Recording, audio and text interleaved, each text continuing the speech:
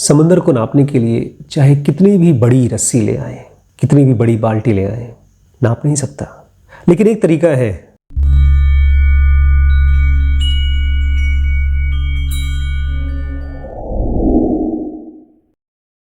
नमस्कार दोस्तों, स्वागत है आपका डीप नॉलेज में। आज मैं कुछ बातें करना चाहता हूँ लाइफ के बारे में कि जितनी मुश्किल हम इस लाइफ को सोचते हैं ऐसी है नहीं। ये हमारी वजह से हमको मुश्किलात दिखाई देती हैं। इस लाइफ में दो चीज़ें हैं, एक सच जो हमें दिखता नहीं, और दूसरा वो जो सच हमको लगता है लेकिन वो है नहीं। सबसे पहली बात, सत्य बहुत सिंपल है और खुला हुआ है। इसमें ऐसा नहीं है कि कुछ लोग केवल जो किस्मत वाले हैं, जिनको हम किस्मत वाला मानते हैं, ये उन्हीं के लिए है ना, ऐसा बिल्कुल नहीं है। सच हमारी वजह से कॉम्प्लिकेट होता है।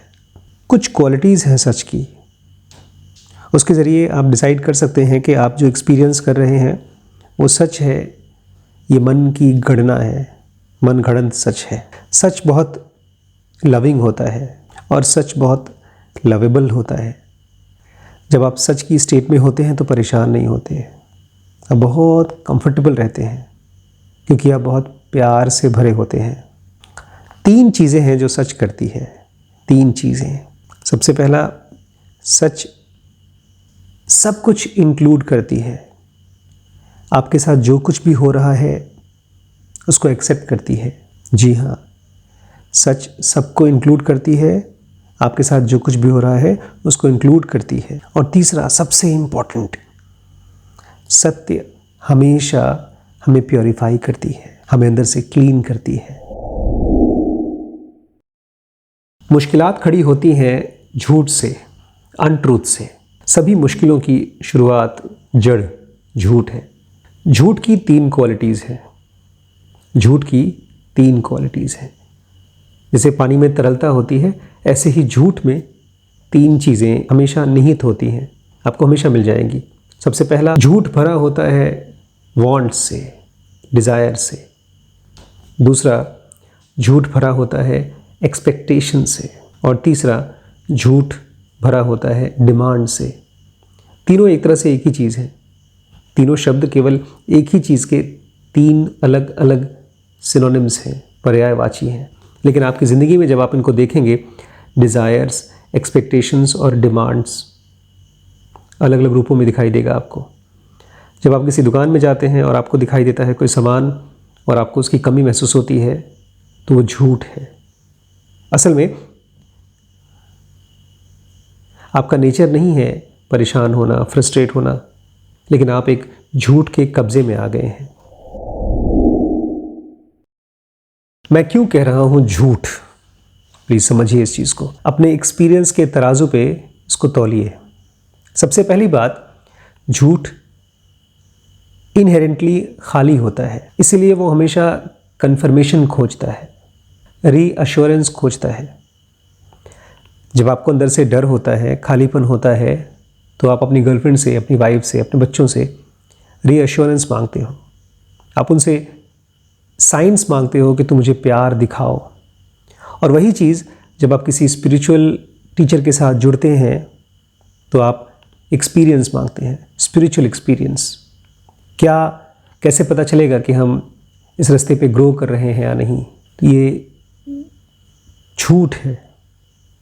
झूठ का सोर्स क्या है? थॉट्स। और वो खाली है, एम्प्टी है। जो चीज़ एम्प्टी होती है वो रीअश्योरेंस मांगती है, कन्फर्मेशन मांगती है। एक और बड़ी इंटरेस्टिंग चीज़ है झूठ की, कि झूठ हमेशा डरा हुआ होता है। जी हाँ, झूठ के अंदर में डरने की क्वालिटी होती है, इसीलिए वो इंक्वायरी नहीं करने देती। स्पिरिचुअल लाइफ एक सीकिंग की लाइफ है, जहाँ पर एक स्पिरिचुअल सीकर की तरह आप एक्सपीरियंस नहीं खोजते हैं। आपकी खोज एक्सपीरियंस की नहीं है, अनुभव की नहीं है, रियलिटी की है, ट्रूथ की है। अनुभव तो हमारा मन क्रिएट कर देता है। आप जब रात को सोते हैं तो आपके सपने आपके अनुभव ही तो हैं। लेकिन जो माइंड ट्रूथ को जान सकता है वो इंक्वायरिंग माइंड होना चाहिए, हर चीज़ को प्रोब करने वाला माइंड, खोजने वाला माइंड। जैसे एक साइंटिस्ट खोजता है, उसको फैक्ट्स में से, डाटा में से, उसको डाटा में से फैक्ट चाहिए, कुछ इंसाइट चाहिए। वो कहता है अपने आप से कि मेरे आसपास की दुनिया मुझे समझ में नहीं आ रही है, मुझे और रिसर्च करने की ज़रूरत है। लेकिन हमारा माइंड, हमारे थॉट्स डरे हुए हैं, क्योंकि वो झूठ है, इसीलिए वो इंक्वायरी नहीं करने देता। इसलिए मेरी सलाह है आपको, एक फ्रेंडली सलाह है कि जब भी मन में कोई विचार चले, कोई भी टाइप का विचार, रैंडम चलने वाले विचार, उनके ऊपर इतनी आसानी से भरोसा मत करिए, क्योंकि हमारा मन खोजता है चीज़ों को पकड़ने के लिए। डरा हुआ मन किसी भी बात पर भरोसा कर लेता है। जल्दबाजी मत करिए सत्य तक पहुंचने के लिए। जो भी चीज़ें आप देख रहे हैं, महसूस कर पा रहे हैं, वो सच नहीं है, उससे गहरा है सच, बहुत गहरा। आपके मन के हिसाब से जो चीज़ें पाप हैं और जो पुण्य है, जो अच्छाइयाँ हैं और बुराइयाँ हैं, वो असल में वो नहीं है जो सच है। इस समाज ने डिवाइड कर रखा है, अपनी सुविधा के हिसाब से अच्छाई को बुराई से अलग कर रखा है। डिज़ायर्स को समझिए, अपने अंदर में जलने वाली डिज़ायर्स बड़ी कंफ्यूज करने वाली होती हैं। डिज़ायर्स शुरुआत में जब हम दुखी होते हैं तो ऐसी चीज़ें हमें पसंद आती हैं जो सामाजिक रूप से गलत है। वो हमारे बचपन का रिवोल्ट है, जो हमको बचपन में फोर्स किया गया है, पढ़ने के लिए डांटा गया है, मारा गया है। उसी के अंदर से निकलता है ऐसी चीज़ों के प्रति रुझान जो एंटी सोशल है, जिसको लोग बुरी चीज़ बोलते हैं। लेकिन जब थोड़ा सा समझदार हो जाता है हमारा दिमाग, तो कहता है ना ना ना, हमको अच्छी चीज़ें डिज़ायर करनी चाहिए। कोई बुरी या कोई अच्छी डिज़ायर्स नहीं होती। डिज़ायर ही अपने आप में ख़तरा है। और सबसे बड़ा ख़तरा तो एक डिज़ायर, मुक्ति की डिज़ायर, फ्रीडम की डिज़ायर। कुछ चाहने से फ्रीडम नहीं मिलेगी। फ्रीडम को चाहने से, मुक्ति को चाहने से फ्रीडम नहीं मिलेगी। अपनी कंडीशंस को समझने से फ्रीडम एक बाय प्रोडक्ट की तरह आता है। कोई भी चीज़ आपको फ्री नहीं कर सकती, कोई गुरु, कोई भगवान, क्योंकि आप कंफ्यूज्ड हैं, आप बंधे हुए हैं कंफ्यूजन की रस्सी में। आप जो अपने आप को देखते हैं शीशे में, वो आप हैं ही नहीं, लेकिन आपने उस कंफ्यूजन को अपनी लाइफ का सबसे इंपॉर्टेंट सच मान के रखा है। आप कहते हैं मैं कैसे मुक्त होऊंगा। ये एक कंफ्यूजन है, एक बहुत गहरे में धंसा हुआ कंफ्यूजन। इसमें से जो चीज़ फ्री करेगी वो डिज़ायर नहीं है, ज्ञान है, अवेयरनेस है। इस यात्रा में आपका सबसे बड़ा दोस्त या सबसे बड़ा दुश्मन बन सकता है समय।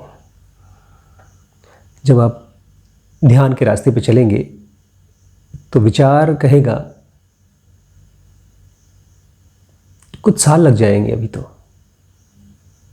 और कुछ साल में मैं पहुंच जाऊंगा। ये बात पूरी तरह से सच नहीं है, क्योंकि जिस समय आप अपने आप को ज़रा सा भी देख पाते हैं, जिस समय ऑब्जर्वेशन होता है, आपकी लाइफ बदल जाती है। वो बदलाव तो इंस्टेंट होता है, उसमें कोई टाइम नहीं चाहिए होता। लेकिन जैसे ही आपका मन कहता है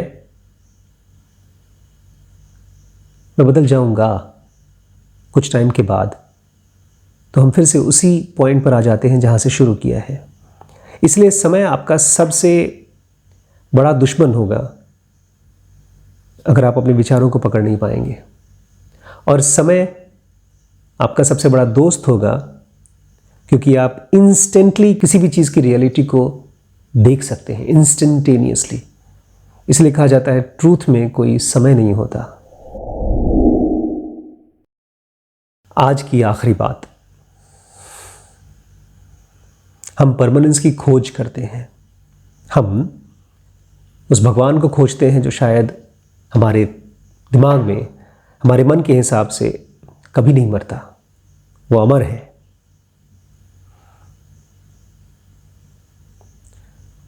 हमारे थॉट्स, हमारे आइडियाज़ उसको नहीं समझ सकते। समंदर को नापने के लिए चाहे कितनी भी बड़ी रस्सी ले आए, कितनी भी बड़ी बाल्टी ले आए, नाप नहीं सकता। लेकिन एक तरीका है असीम को जानने का, परमानेंट को जानने का। अपने अंदर जाइए। जितना आप अपने अंदर जा पाएंगे उतना ही आप परमानेंस को जान पाएंगे।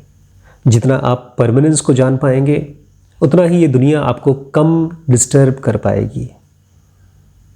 शुरुआत में फ्रस्ट्रेशन होता है, हर चीज़ के पीछे सफरिंग दिखाई देती है, क्योंकि अभी तक हमको अपने डिवाइन का भरोसा नहीं हुआ है। इसीलिए आपकी लाइफ की सबसे इम्पॉर्टेंट एक्टिविटी डेली की खुद की खोज होनी चाहिए। अगर वो नहीं है तो कुछ नहीं है। मैं आपको इनवाइट करता हूँ इस यात्रा में जिसका नाम है ज़ेनोगा एडवांस।